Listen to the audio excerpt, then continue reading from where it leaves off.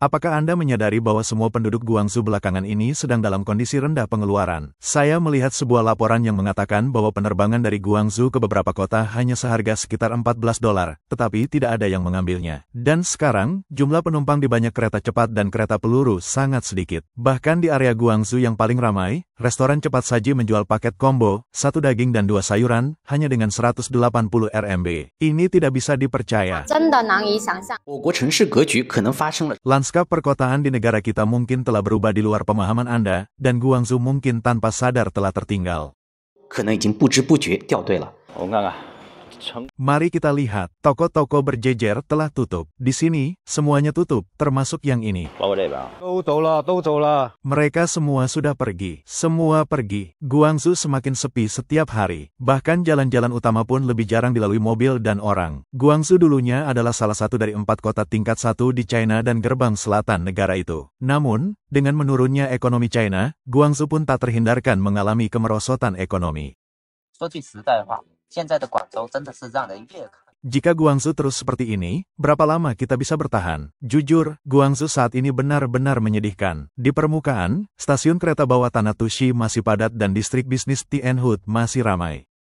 Namun kenyataannya, di kota ini, di mana rata-rata gaji hanya $911, banyak orang memiliki cicilan hipotek bulanan dan cicilan mobil yang totalnya hampir $2.82. Perusahaan besar melakukan PHK, bisnis kecil berjuang, dan pedagang kaki lima menghadapi kesulitan yang lebih besar lagi. Setelah bekerja dari pagi hingga malam selama sebulan, mereka bahkan tidak mampu membayar tagihan listrik mereka. Banyak yang ragu-ragu, bertanya-tanya apakah harus meninggalkan Guangzhou. Astaga, apakah pasar kerja di Guangzhou begitu buruk? Teman saya sudah mencari pekerjaan di Guangzhou selama hampir sebulan dan masih belum menemukannya. Dia adalah seorang lulusan perguruan tinggi yang pindah dari sekolah vokasi ke gelar sarjana di Guangzhou Business College dan akan menyelesaikan tahun ketiganya tahun ini. Dia akan memulai magang di tahun seniornya. Wow, apakah benar-benar sesulit itu hidup di kota besar? Dia masih memiliki gelar sarjana, tapi mengapa sepertinya bahkan lebih sulit untuk mencari pekerjaan dengan gelar vokasi? Ekonomi Guangzhou sedang resesi, dan mereka yang datang ke sini dengan impian dan kerja keras semuanya telah kalah dari kenyataan. Mengapa mereka lebih memilih kembali ke kampung halaman mereka yang tidak begitu makmur daripada tinggal di kota metropolitan internasional tingkat 1 ini? Karena situasi ekonomi Guangzhou benar-benar mengejutkan. Setelah Chongqing dan Shenzhen melampaui Guangzhou, berita sedih datang bahwa Hangzhou akan segera melampaui Guangzhou. Sistem Beijing, Shanghai, Guangzhou, dan Shenzhen kini telah menjadi sistem Beijing, Shanghai, Shenzhen, Hangzhou, dan Chongqing. Dalam semalam, Guangzhou sepertinya berubah menjadi lelucon di antara kota-kota tingkat 1. Data PDB untuk kuartal pertama tahun ini telah keluar dan Guangzhou gagal mengubah keadaan, tetap jauh lebih rendah dari Chongqing. Di antara 30 kota teratas berdasarkan PDB, tingkat pertumbuhan aktual Guangzhou adalah 3%, menduduki peringkat kedua dari bawah. Tingkat pertumbuhan Foshan adalah 2,3%, menduduki peringkat terakhir. Guangdong sebagai provinsi industri besar menyediakan pekerjaan bagi banyak migran. Namun, dengan kemerosotan ekonomi, pabrik-pabrik telah tutup satu persatu, membuat banyak orang tidak dapat mencari nafkah. Seorang blogger membagikan situasi terkini para pemilik pabrik di Guangdong. Saya baru saja mengunjungi pasar di Zhejiang di Guangdong dan baru saja kembali. Saya menemukan pasar di sini mengerikan, terjebak dalam krisis utang. Semua orang terjebak dengan stok dan nilai barang terus-menerus terdepresiasi. Apalagi, banyak orang sudah menggunakan pinjaman bank untuk menjalankan bisnis mereka. Jika ini terus berlanjut, harga bahan akan terus turun, membuatnya semakin sulit untuk mengumpulkan pembayaran. Ini akan memutus rantai modal dan menyebabkan gelombang kebangkrutan yang meluas di pasar. Dengan uang yang semakin sedikit di tangan, orang-orang terpaksa mengurangi pengeluaran, hidup hemat. Seorang blogger menyiarkan langsung jalan pejalan kaki yang ramai di Guangzhou, dan pemandangannya sangat menyedihkan. Celana seharga $11.10 untuk 2 dan celana pendek denim seharga $7.70 untuk 2. Jadi $4.20 untuk 1. Jadi $7 untuk 2. Mari kita lihat bangunan lantai 2 di seberang jalan. Semua toko telah pindah. Dulu ini adalah restoran buffet seafood bernama Palace Banquet, tapi sekarang kosong. Tempat ini dulunya sangat makmur.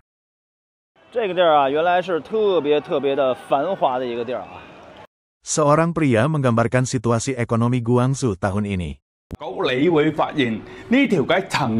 Berjalan menyusuri Uptown 9 Commercial Street, Anda akan menemukan bahwa jalan komersial yang dulunya ramai ini sekarang dipenuhi dengan deretan toko yang menampilkan tanda, ruang kosong dijual. Dulu ramai dengan orang, tetapi sekarang hampir tidak ada orang. Ini benar-benar sepi. Ini bukan hanya cerminan dari kemerosotan bisnis. Ini mencerminkan dampak lingkungan ekonomi yang lebih luas pada pasar properti.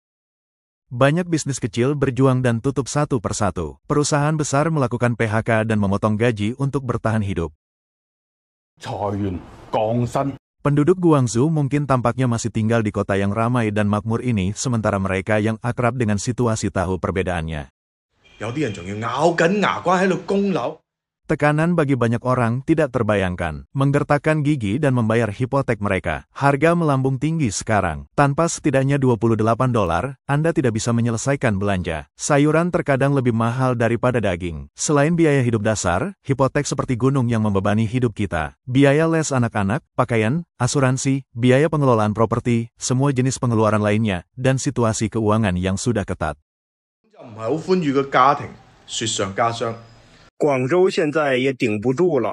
Banyak kurir tidak memiliki pesanan dan sopir taksi mengendarai mobil kosong sementara hotel terisi penuh setiap hari. Kerumunan pencari kerja tinggal di hotel menunggu dengan putus asa. Gedung perkantoran di distrik Tenher dan Huangpo kosong dan pekerja kantoran di Juyang Town bahkan tidak mampu membeli nasi pork knuckle. Di sisi lain, Guangzhou telah menerima setidaknya ratusan ribu aplikasi untuk meninggalkan negara tahun ini. Pada saat yang sama, lonjakan jumlah orang yang meninggalkan kota dan pindah ke Hong Kong berarti mereka yang di Guangdong yang mampu pindah sedang mencari cara untuk berimigrasi. Tampaknya Guangzhou telah kehilangan daya tariknya, dan mereka yang memiliki sarana sedang mencari cara untuk pergi. Ekonomi Guangzhou terus menurun. Seberapa parah penganggurannya? Ini adalah pemandangan nyata dari 10.000 orang yang menganggur di Guangzhou pada Agustus tahun 2025.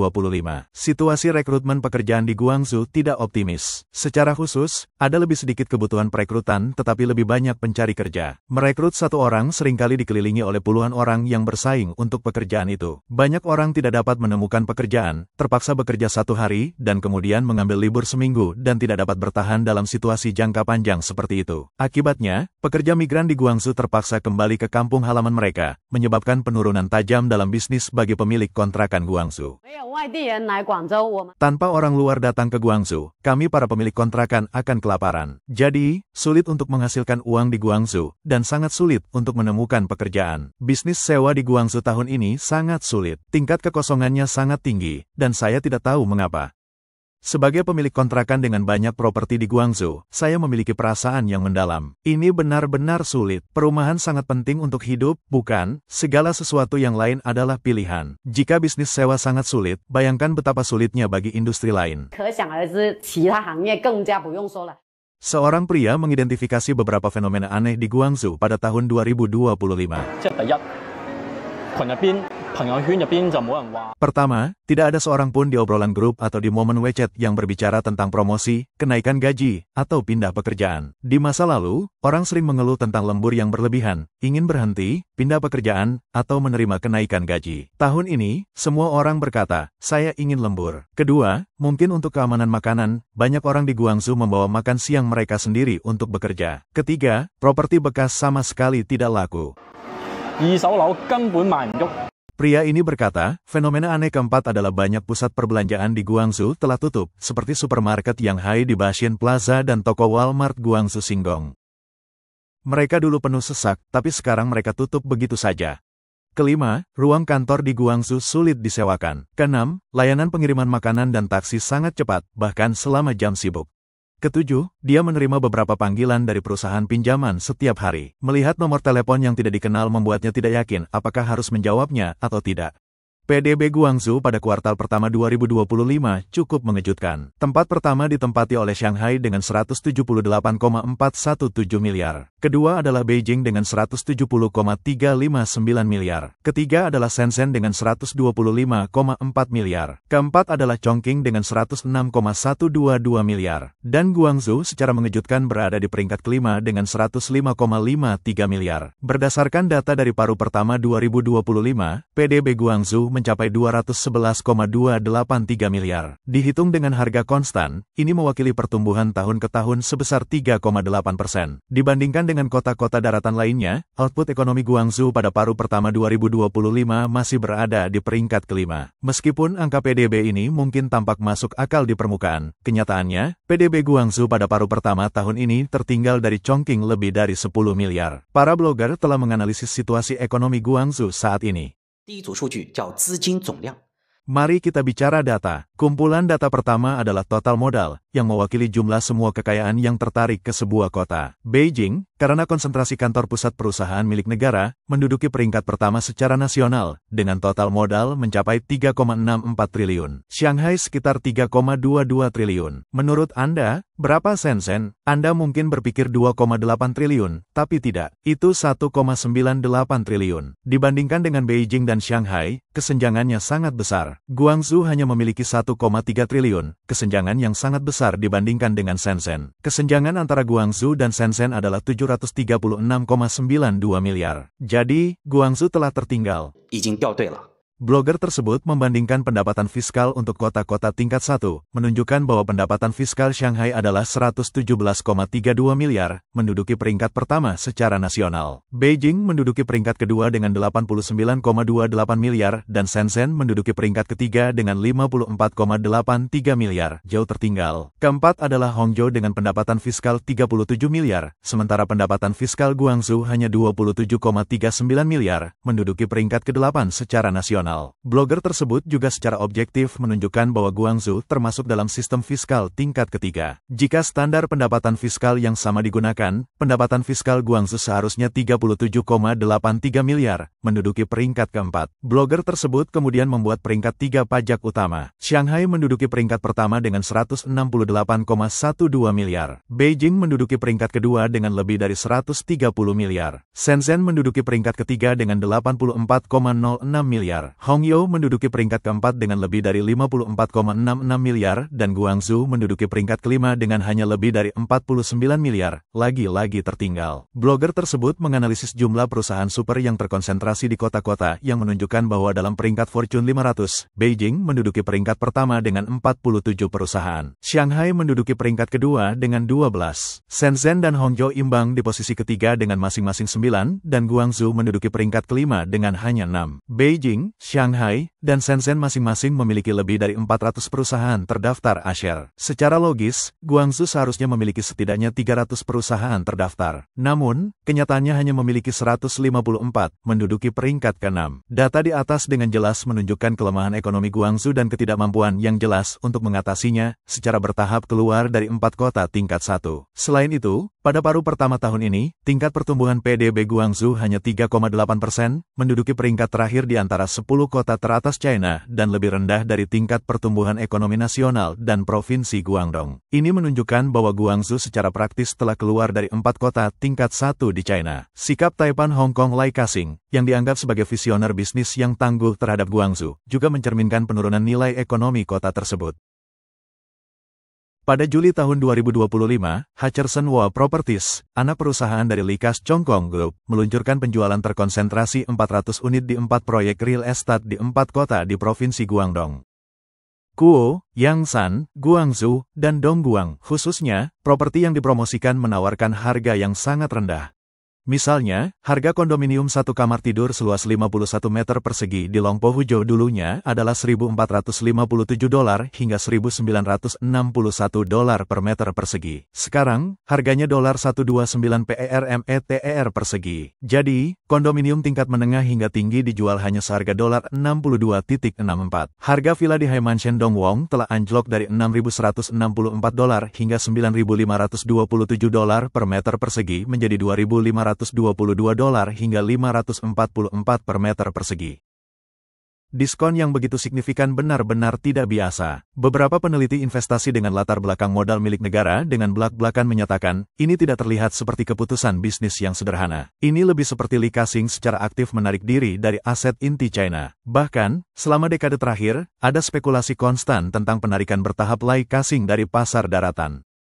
Sebagai seorang pengusaha, ia secara alami memprioritaskan profitabilitas. Kemudian, penarikan bertahap atau pengurangan signifikan investasi real estate oleh keluarga Lai Ka-shing di China Daratan. Secara khusus, penurunan harga yang tajam dalam real estate Guangdong yang dijual pada Juli tahun ini tampaknya lebih seperti terburu-buru untuk menyingkirkan kentang panas. Apa yang ditunjukkan ini adalah Lai Ka-shing dengan kejelian bisnisnya yang unik selama bertahun-tahun yang tidak hanya merasakan bahaya yang ditimbulkan oleh PKC di China Daratan tetapi juga secara tajam merasakan penurunan ekonomi yang tak terhindarkan dari provinsi Guangdong. Oleh karena itu, ia segera melepaskan kepemilikannya bahkan dengan mengorbankan keuntungan. Guangzhou, yang dulunya merupakan kota metropolitan kosmopolitan yang didambakan oleh banyak orang, terus menurun di bawah eksploitasi tanpa henti dan kebijakan ekonomi yang salah arah dari PKC. Oleh karena itu, di kota-kota yang penuh dengan gedung pencakar langit dan bisnis yang tampak makmur dalam apa yang disebut era makmur yang diklaim oleh PKC, kondisi kehidupan nyata masyarakat akar rumput semakin terungkap. Ini adalah kehidupan sehari-hari yang sulit dari orang-orang tua yang naik kereta antar provinsi untuk menjual sayuran.